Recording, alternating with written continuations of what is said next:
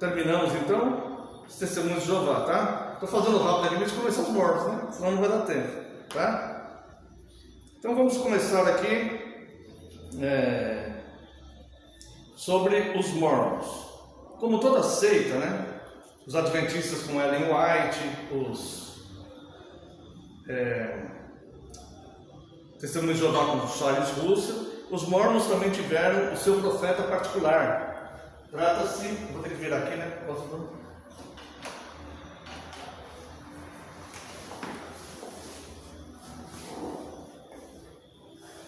Joseph Smith, e com auxílio de Ivan, seu irmão. O que acontece é que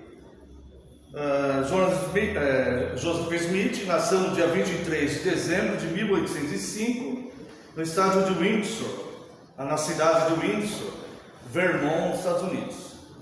Ele teve uma primeira visão. Ele foi criado em meio a muitas superstições. Eles eram muito pobres mesmo, né? E ele teve até contato com igrejas na sua infância, porque os Estados Unidos ele foi colonizado por cristãos, né? Reformados e batistas, né? Então, quem colonizou os Estados Unidos foram reformados, presbiterianos, que são reformados, congregacionais, que são reformados, e os batistas, que fugiram da perseguição anglicana na Inglaterra, tá? Então a nação era cristã, então dificilmente eles não tinham contato com a igreja cristã, tá? E essas seitas então surgiram no século XIX, depois de um período que a igreja já estava estabelecida nos Estados Unidos, né?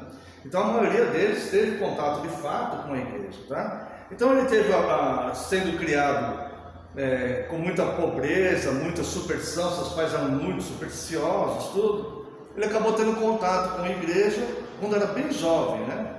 Mas ele se decepcionou com as igrejas e disse que a igreja, ele bem jovem, ele disse que a igreja estava errada, tá? E aí então ele teve uma visão, supostamente. Ele disse que ele viu o pai, seria a única pessoa, né, do mundo a ter visto o pai, porque nem os outros falsos profetas alegaram, né? Alguns alegaram terem visto Cristo, mas a maioria anjos, vultos e tal. Mas ele alega que viu o pai e o filho lhe teriam aparecido e dito: todas as igrejas são falsas, eles se chegam a mim com seus lábios, mas seu coração está longe de mim. Isso aí está no livro Testemunho de Joseph Smith, página 4, tá? Na segunda visão dele, nós vamos ver aqui a segunda visão de Joseph Smith, tá? Ele teve aqui, página 102.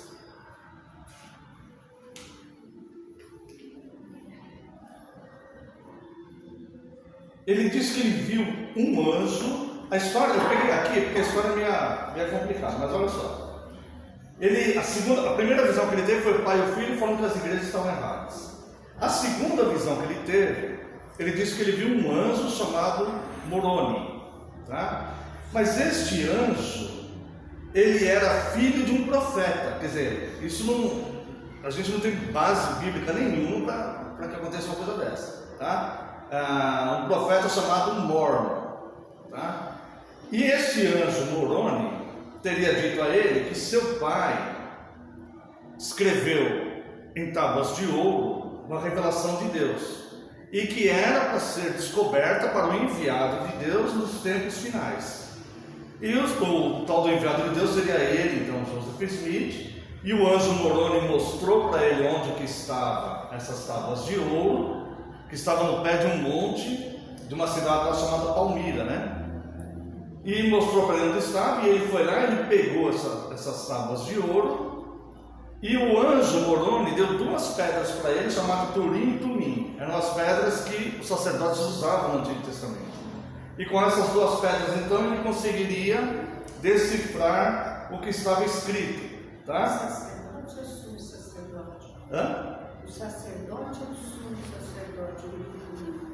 Que usava o Tumim? Os sacerdotes, os subsacerdotes, né? Eles tinham o Tumim e o Tumim, o Urim e Tumim. Teria entrado essas placas ao pé de um monte próximo do local onde era a cidade de Palmira. Nessa visão, então, Moroni teria indicado para ele aonde estavam essas placas. Depois de conseguir as placas de ouro e as lentes, que seriam as pedras, né? Smith ele se sentou por trás de uma cortina e ditou a um amigo seu a tradução do que estava escrito nessas placas. Depois ele devolveu as placas e as lentes ao anjo Moroni e nunca mais viu esse anjo, tá? Então, uma vez traduzida essa obra, essas placas, tá? Ela foi publicada pela primeira vez em 1829 e recebeu o nome do Livro de Mormon, que é este aqui, tá? Esse aqui é o Livro de Mormon. Então, este livro aqui, ele vai contar a história de duas famílias que fugiram. Você vê que tem a questão da iconoclastia, né? Ó, imagens, né? Aqui já quebra o segundo mandamento, a imagem de Cristo. E aqui a imagem que eles consideram o santo profeta Joseph Smith, tá? E aqui do povo que teria saído de Israel e teria chegado por volta do ano 600 depois de Cristo, teria chegado nos Estados Unidos, tá? E aí então a tradução dessas placas seria este livro aqui, tá? Então este livro aqui, ele afirma que a Bíblia foi adulterada. É difícil achar aqui porque os livros aqui desse aqui, ó, não são os livros bíblicos, obviamente, né? Então, 1 Nef, capítulo... Eu vou ler só isso aqui, tá? 1 Nef, capítulo 13, verso 28 e 29. Está na página 28. Eu botei o número da página aqui, porque senão não me achar.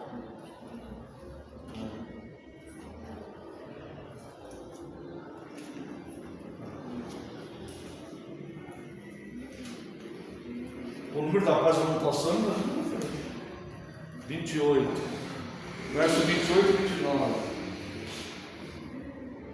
Vês, portanto, que depois de haver o livro passado, esse livro que ele está falando aqui é a Bíblia.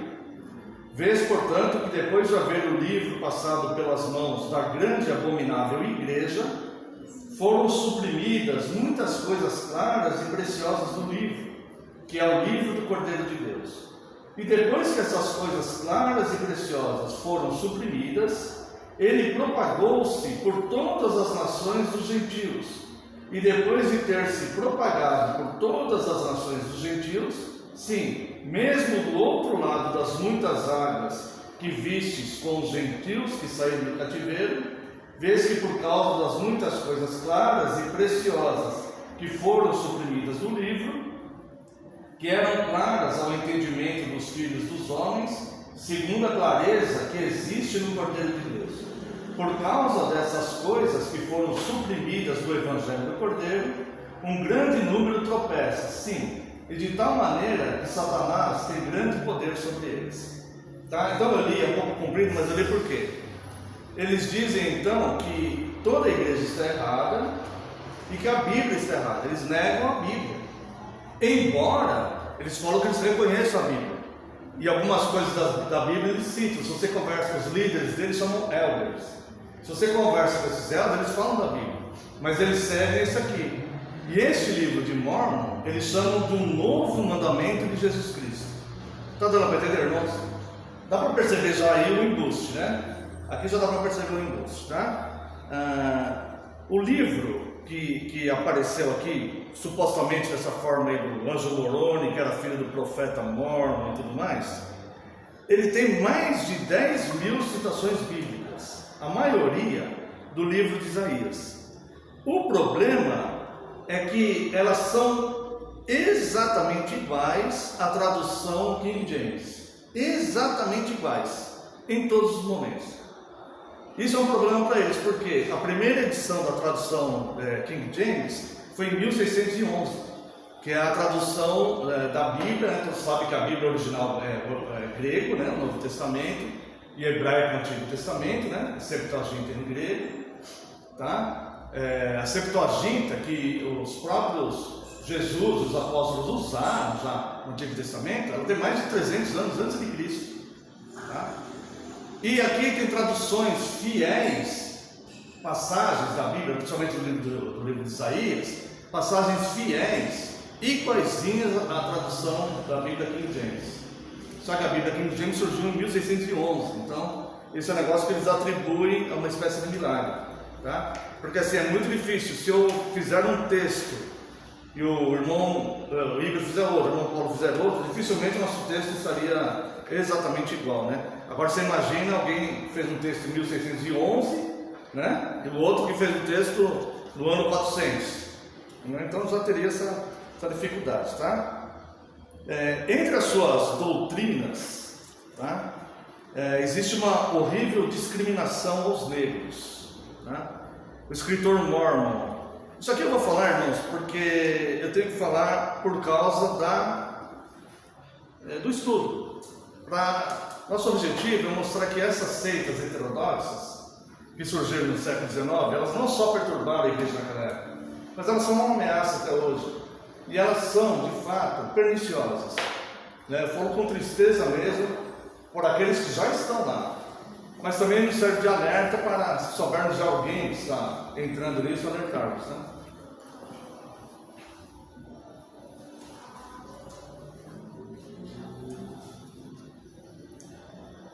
As principais doutrinas dos Mormons, nós vamos analisar algumas. Entre elas, eu vou destacar aqui, antes de tudo, uma horrível discriminação aos negros, tá? O escritor Mormon, Arthur M. Richardson, ele declara o seguinte, mas eu vou falar o que ele falou, não é a minha opinião, eu sou totalmente contrário a isso, e muito menos a Bíblia não ensina isso de forma nenhuma, tá? Ele é responsável pelo que ele falou, né? Isso não está na Bíblia. Então eu vou dizer, abre aspas, o que ele diz: a Igreja de Jesus Cristo dos Santos dos Últimos Dias não foi chamada a levar o Evangelho aos pretos, e não o faz. Ele faz isso. Ele fala que a Igreja de Jesus Cristo dos Santos dos Últimos Dias é o nome oficial da seita, né? Mormon seria o livro de Mormon. Eles são conhecidos como Mormons, mas o nome da seita é a Igreja de Jesus Cristo dos Santos dos Últimos Dias, tá? Então ele fala que o Evangelho não é para ser pregado a pessoas de etnia, né? Negra, tá? E aqui, ó, é meio chato ler isso aqui, mas eu vou ler um pouquinho também, só para a gente entender, tá? Deixa eu ver aqui. Eu acho que esse aqui, onde está isso? Página 74. É no livro de Nefe, segundo Nefe, capítulo 5, verso 21, página 74.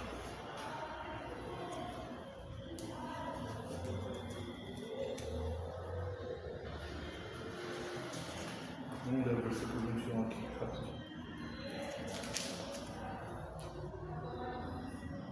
E ele fez cair maldição sobre eles, sim, uma dolorosa maldição por causa da sua iniquidade, pois eis que haviam endurecido o coração contra ele, de tal modo que se tornaram como uma pedra, e como eram brancos, notavelmente formosos e agradáveis, a fim de que não fossem atraentes para o meu povo, o Senhor Deus fez com que a sua pele se tornasse escura. Então você vê que esse livro aqui, irmãos, eu falo abertamente, ele é abominável. E ele não representa Cristo, né? Ele é altamente preconceituoso. Altamente preconceituoso, tá? Bom, vamos lá, vamos seguindo aqui. Então, infelizmente, é uma seita que ela tem bastante... se fundamentou em cima dessa questão da discriminação, né? Este livro de Mormon, ele conta a história de duas famílias de judeus que migraram para a América do Norte, oriundas de Jerusalém no ano 600 a.C., sendo uma família de Leí e a outra de Ismael. Leí teve dois filhos, Nefe e Lamã. Nefe era justo, porém Lamã não, e por isso foi amaldiçoado por Deus. A maldição consistia em ter ficado com a pele de cor negra, tá? Infelizmente eu anotei errado aqui o versículo, mas eu peço perdão aos irmãos, mas está aqui, esse aqui, tá? Em outros estudos eu já tinha apontado, tá? Então a maldição consistia dele ter ficado com a pele de cor negra. Então nós refutamos isso totalmente, né? A Bíblia é totalmente contrária a isso, tá? E isso não representa de forma nenhuma o Evangelho, né? Nem a Santa Igreja de Cristo. Tá? Tudo bem até aqui? Profecias de Joseph Smith. A exemplo de Ellen White e Charles Russell, a terceira seita também teve seu falso profeta. Como se reconhecia um falso profeta no Antigo Testamento? Convido os irmãos para abrir suas Bíblias no livro do Deuteronômio, capítulo 18.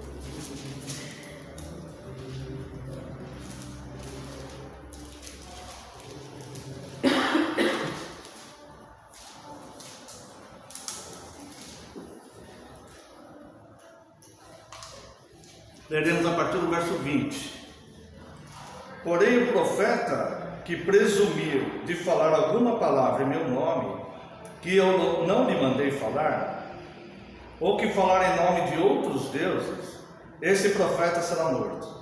Se disseres no teu coração, como conhecereis a palavra que o Senhor não falou?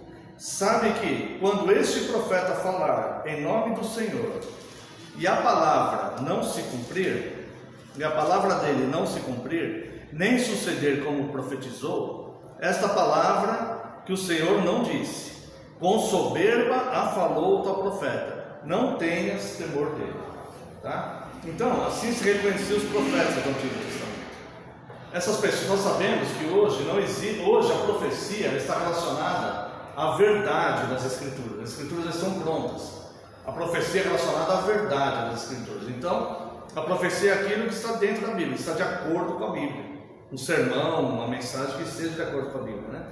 Mas essas pessoas que acreditam em visões ainda se baseiam nesses profetas do Antigo Testamento, como se isso ainda estivesse acontecendo. E aqui diz claramente que quando essas profecias não se cumprem, não foi Deus que falou, não foi Deus que Deus falou. Isso aconteceu com Ellen White dos Adventistas do Sétimo Dia. Nós vimos aqui várias profecias que não se cumpriram, né? Aconteceu também com Charles Russell e Rutherford das Testemunhas de Jeová, e aconteceu muitas vezes aqui com Joseph Smith, tá? Então, vamos ver algumas das profecias de Joseph Smith.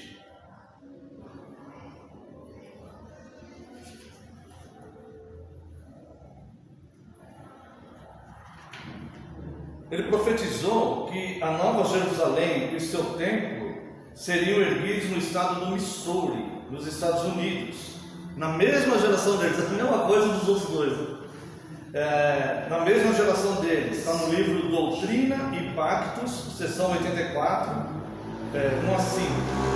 Tá? Ele profetizou, ele tinha uma casa num lugar chamado Nauvoo, e ele profetizou que a sua casa haveria de permanecer e pertencer à sua família para sempre. Está lá em Doutrinas e Pactos, seção 124, páginas 56 e 60. Porém, após a sua morte, os mormons deixaram a cidade e sua casa não pertence a nenhum dos seus familiares. Então foi outra profecia que furou, né? Ele aplicou a si próprio o texto que está aqui, né, no livro de Mormon, 2 Nef 3,14, dizendo que seus inimigos seriam confundidos e destruídos ao procurarem destruí-lo. No entanto, ele foi morto a bala na prisão em Catarse, no Illinois, no dia 27 de junho de 1844. Foi morto ele e o irmão dele. Tá? Concernente ao nascimento de Cristo, ele falou que Jesus deveria nascer em Jerusalém, que é a terra dos antepassados. Né? Está aqui, ó, Alma 7:10, quando a Bíblia diz que Jesus nasceu em Belém da Judéia, não em Jerusalém. Tá? Ele profetizou a vinda de Cristo para o ano de 1835, tá?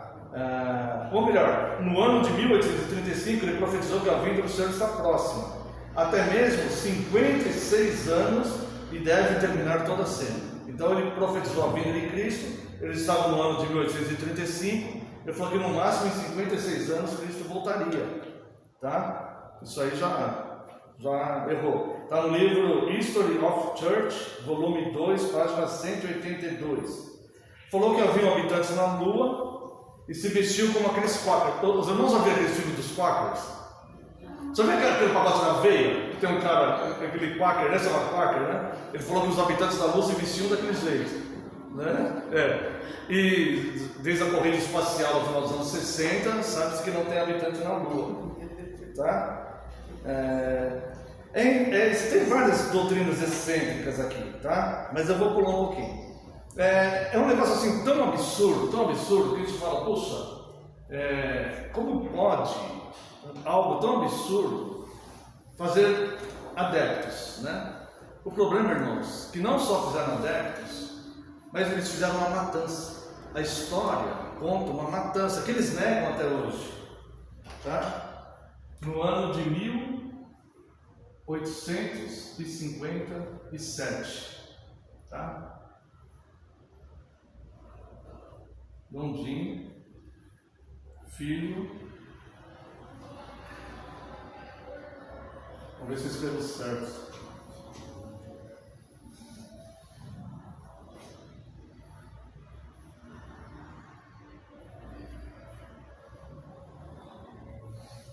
Não, né? É assim que escreve só? Falta alguma coisa aí, eu acho. Acho que falta um A, né? Um U. Mas dá para entender. Falta um U. Aqui. Sabia que tinha alguma coisa errada. Bom, tá lá. O que acontece? Vamos ver. Um dos principais presidentes e mais influentes da seita foi esse homem aqui, ó, Brigham Young. Ele presidiu a seita entre 1847 e 1877. Tá?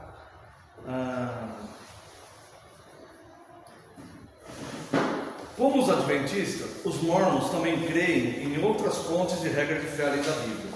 Então, eles têm a Bíblia, o livro de Mormon, o livro Doutrinas e Pactos e a Pérola de Grande Valor. E eles têm um livreto, ou tinham, chamado Wife, que quer dizer esposa, né, em inglês. E esse Brigham Young fazia tipo crônicas nesse livro aí, tá? Então, entre as coisas que ele falou e levou para o corpo doutrinário da igreja, tá? É que Deus seria Miguel, que desceu do céu com um corpo celestial.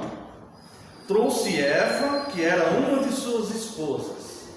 Eva o ajudou a criar o mundo.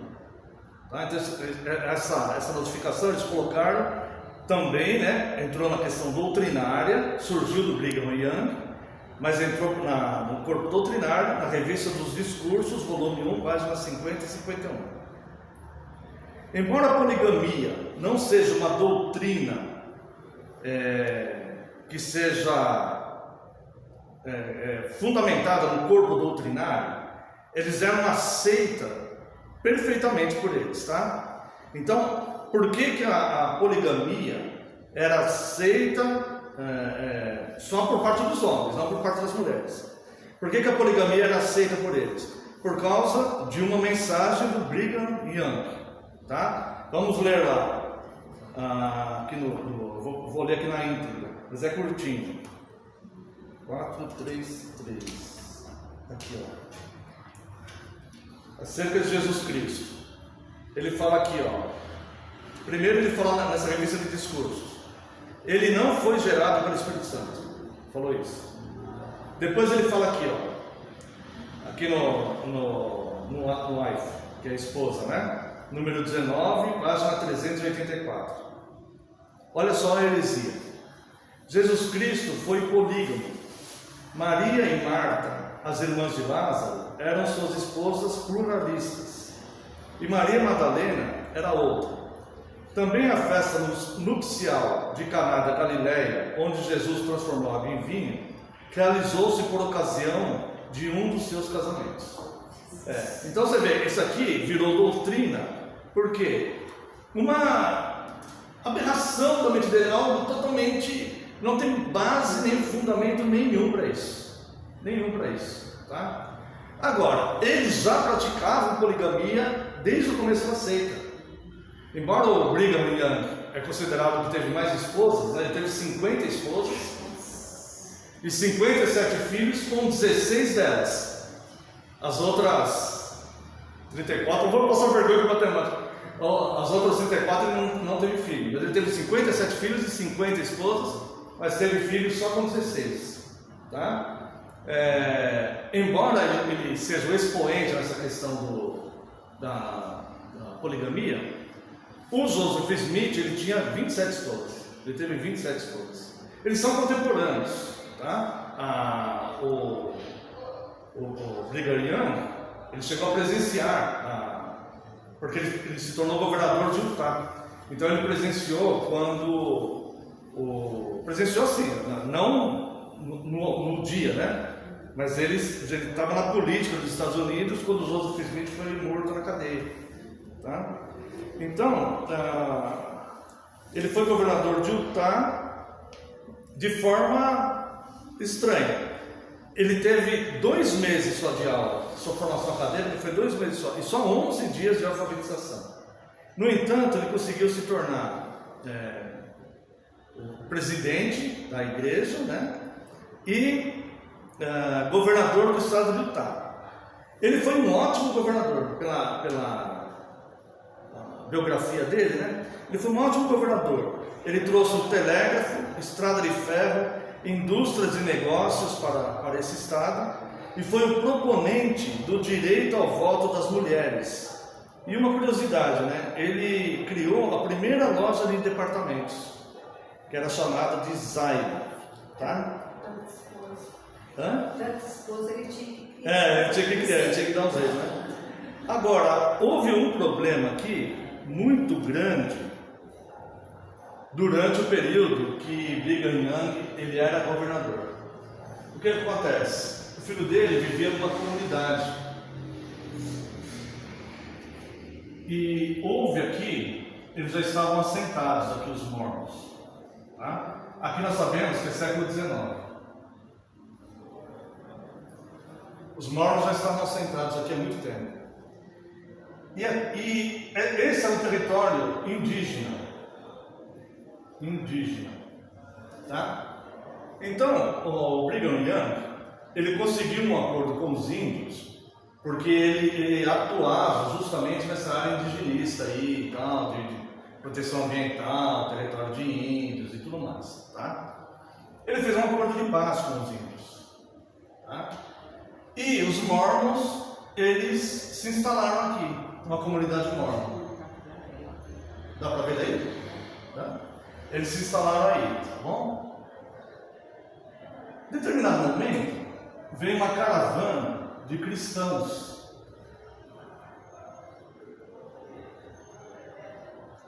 Eu vou te dizer que nós não sabemos a denominação desses cristãos que vieram nessa caravana aqui. Tá? E eu estou contando isso como um fato histórico, e para os irmãos verem a importância de estudarem as 3 seitas heterodoxas, que não é algo só de desvio teológico, não. É algo que corrompe mesmo a mente. E quando se corrompe a mente com heresias, com falsas doutrinas, falsos ensinos, ninguém sabe onde vai parar isso. Tá? Não quero ser alarmista, mas eu estou dizendo de um fato histórico. Um fato histórico. Veio uma caravana de cristãos aqui, que queriam ir para a Califórnia e queriam passar aqui. Tá? Só que eles já estavam precisando de água, precisando de alimentos, precisando que os animais descansassem, né? As viagens eram a cavalo e toda aquela coisa, tudo. E chegaram aqui e foram abordados pelos mormons. Falaram assim, olha, aqui é o nosso território. Né? E aí então eles explicaram a situação, tá? E os mormons, eles consideram qualquer outra pessoa que não seja mormon, principalmente os cristãos, eles chamam de gentios. Eles chamam de gentios. Isso é errado, né? Porque gentio é o povo que não é judeu. Os americanos são gentios também, como nós somos gentios. Né? Mas eles usavam, não sei se usam ainda, né? Usavam esse termo para achar. E aí eles queriam impedir, mas aí havia um líder deles aqui, um bispo. E o bispo permitiu 2 semanas para esses cristãos ficarem aqui. Tá? Só que durante essas 2 semanas, nessa comunidade aqui, John Dee, que era filho de Brigham Young, estava sentado nessa comunidade aqui. Tá? Durante essas 2 semanas, esse bispo, ele alegou ter uma revelação.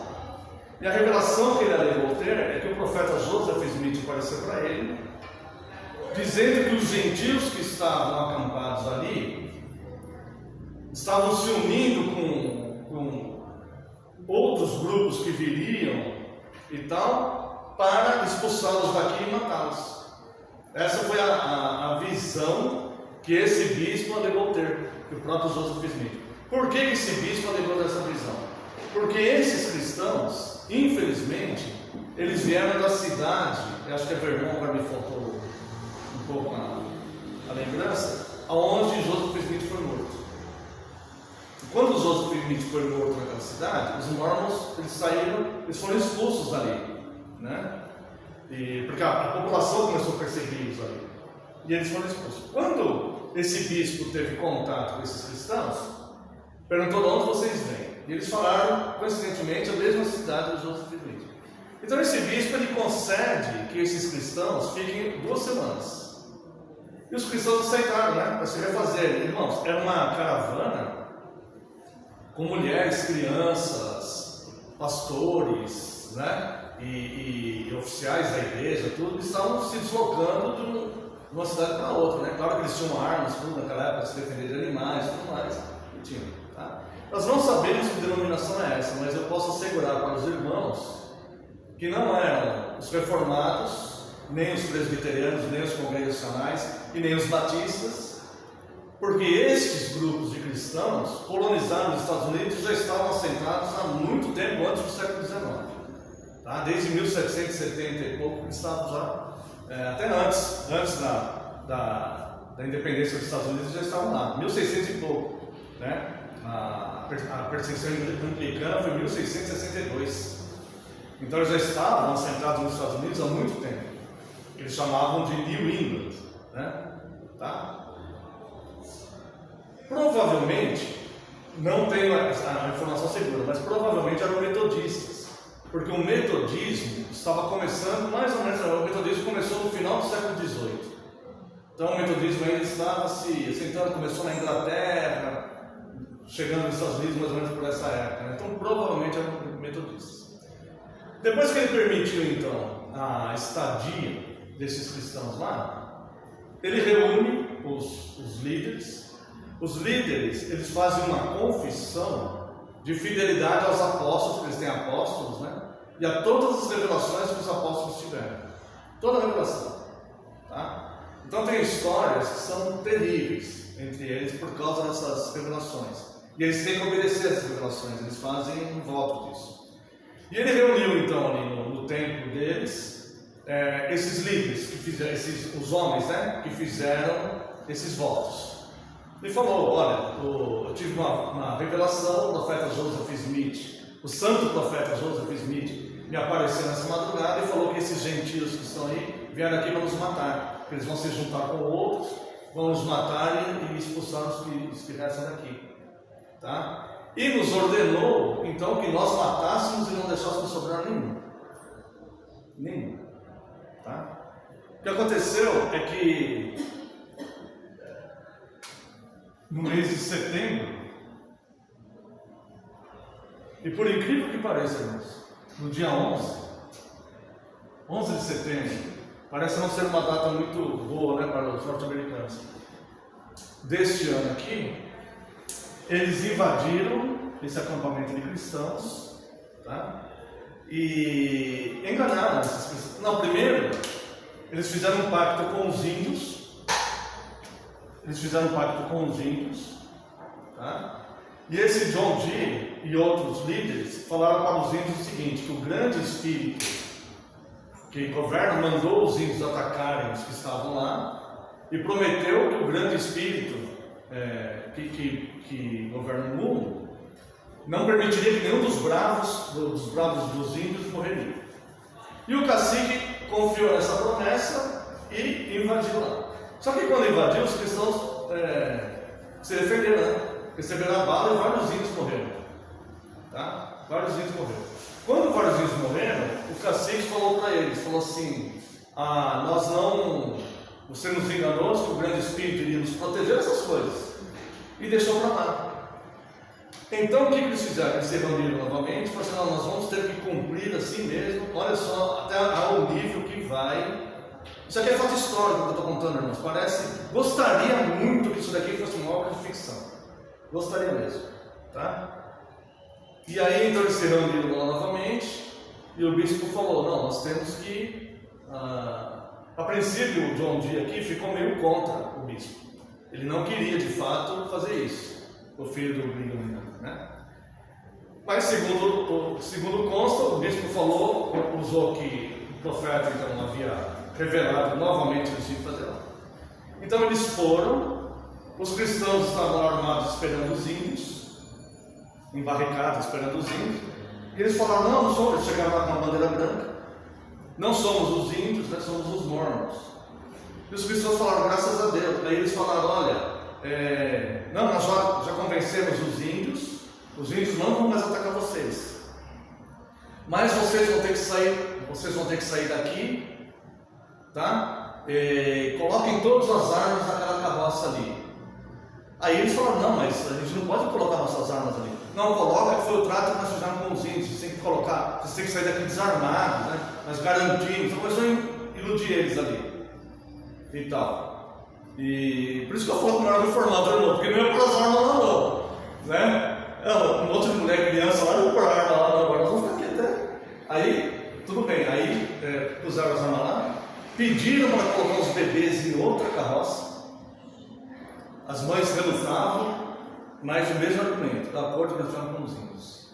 E levaram eles para um campo mais aberto, tipo um vale, onde vários mormons estavam. É triste até de falar, é um negócio lamentável, né? Estavam atrás de árvores e quando eles passaram, então, fulminou eles a bala, né?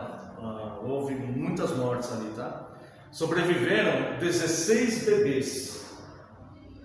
Esses bebês, algumas mulheres mormons pegaram esses bebês e... Só que o negócio foi parar na justiça, né? E o Estado então rastreou as famílias dos bebês, né? E tirou de novo esses bebês dessas famílias mormons e devolveu para os parentes dos pais que haviam morrido essa emboscada, né? Nesse atentado, tá? O negócio foi para julgamento. O Brigham Young foi questionado, faltava um ano para ele morrer, já estava, nessa altura aqui, já estava com 70, quando foi para o julgamento, né? O julgamento acho que foi 20 anos depois, no ano 1877. Nossa, 20 anos.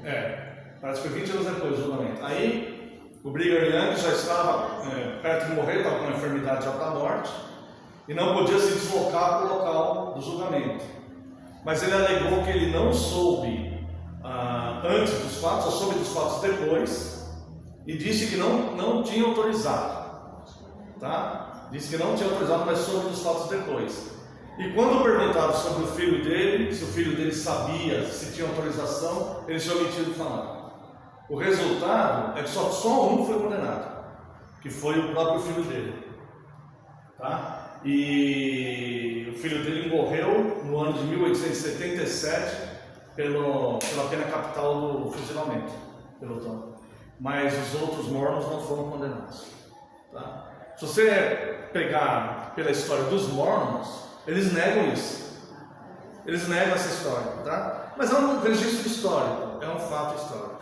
Existe um filme, eu vou dizer, o filme é uma dramatização, mas é fato real, tá? Chama-se... Agora eu estou louco no inglês.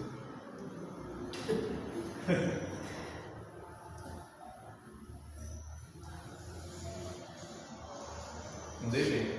September Down, que se fosse fazer uma tradução seria mais ou menos Setembro Negro, tá? Esse filme é disponível no YouTube. Acontece que tem um outro filme que chama Setembro Negro também, que é um conflito, parece no leste europeu, uma coisa assim, um filme de guerra lá, tá? Mas esse aqui, September Down, eu tenho o link desse filme. Tem um filme inteiro, só não é dublado, mas é legendado, tá? É uma dramatização. Tem coisas que acontecem ali que a gente não pode falar que foi exatamente daquele jeito ou não e tal. Eu contei os registros históricos.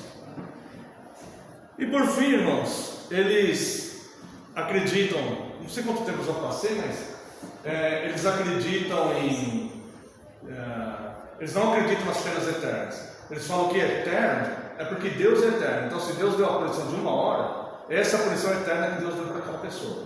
Se Deus deu a punição de 1 dia, essa é a punição eterna que Deus... Ah, tá, estamos terminando então. Aí, eles não acreditam nisso. Mas eles acreditam na salvação da seguinte forma: o batismo pelos mortos.